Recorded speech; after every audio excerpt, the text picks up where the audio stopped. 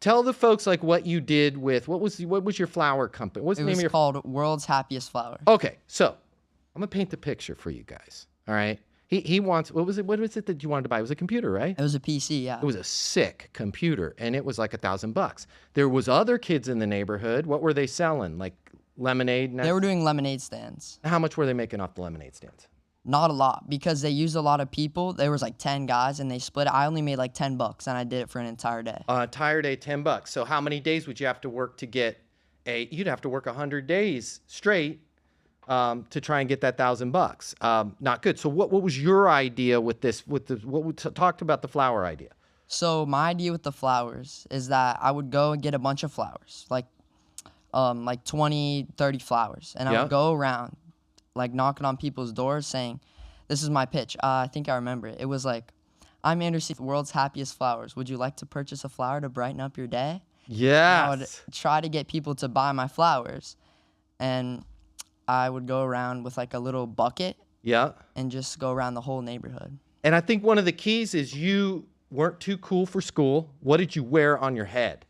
You remember what you wore on your head? I remember what you wore on your head. I wore like a 1920s top hat. Yeah. And you bought a little logo. It was like World's Happiest Flowers. I taped it on in the front so they could see my logo. And you were 10, and let's just say you're allowed to, when they asked you how old you were, how old did you say you were? I said, "I'm 8.